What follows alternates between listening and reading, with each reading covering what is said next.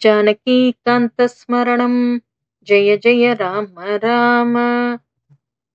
श्री सीता लक्ष्मण भरत शत्रुघ्न हनुमत् समेत श्रीरामचंद्र परब्रह्मणे नमः। सर्गः 44 श्लोक नंबर 1। अथ चतुश्चत्वारिंशः सर्गः।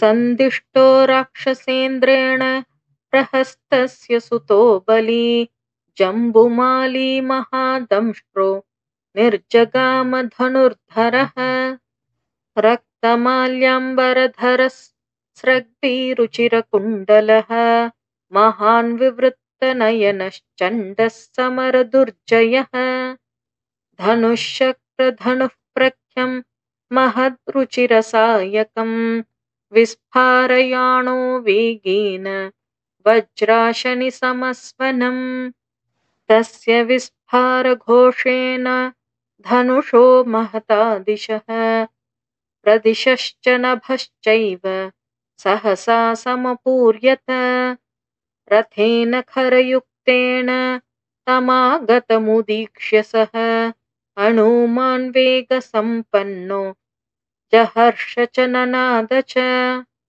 तं तोरणविटङ्कस्थं हनूमन्तं महाकपिं जम्बुमाली महातेजा विव्याधनिशितैः अर्धचन्द्रेण वदने शिरस्येकेन कर्णिना बाह्वोर्विव्याधनाराचैर्दशभिस्तु कपीश्वरम् तस्य तच्छुशुभे ताम्रं शरेणाभिहतं मुखं शरदीवाम्बुजं फुल्लं विद्धं भास्कररश्मिना तत्तस्य रक्तं रक्तेन रञ्जितं शुशुभे मुखं यथाकाशे महापद्मं सिक्तं काञ्चनबिन्दुभिः चुकोपबाणाभिहतो राक्षसस्य महाकपिः ततः पार्श्वेति विपुलां ददर्श महतीं शिलां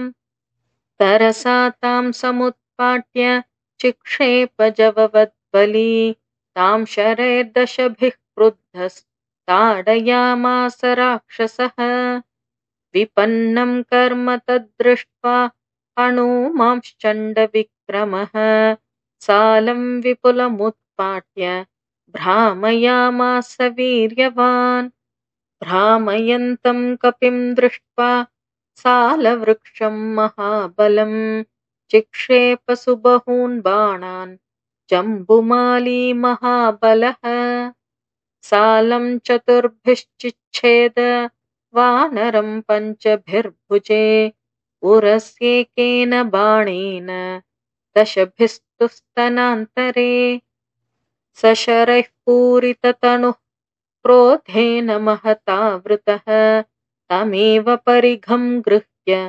भ्रामयामास वेगितः अतिवेगोऽतिवेगेन भ्रामयित्वा बलोत्कटः परिघं पातयामास जम्बुमालेर्महोरसि तस्य चैव शिरो नास्ति न बाहू जानुनी न च न धनुर्न रथो नाश्वास्तत्रादृश्यन्त नेषवः सह तस्तरसा तेन जम्बुमाली महारथः पपात निहतो भूमौ चूर्णिताङ्ग इव द्रुमः जम्बुमालिं सुनिहतं किङ्करांश्च महाबलान् चुक्रोध रावणः श्रुत्वा क्रोधसंरक्तलोचनः सरोषसंवर्तितताम्रलोचनः प्रहस्तपुत्रे निहते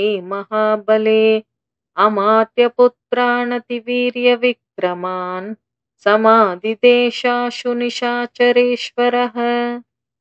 इत्यार्षे श्रीमद् रामायणे वाल्मीकीये आदिकाव्ये सुन्दरकाण्डे चतुश्चत्वारिंशः सर्गः। जानकीकान्तस्मरणं जय जय राम राम।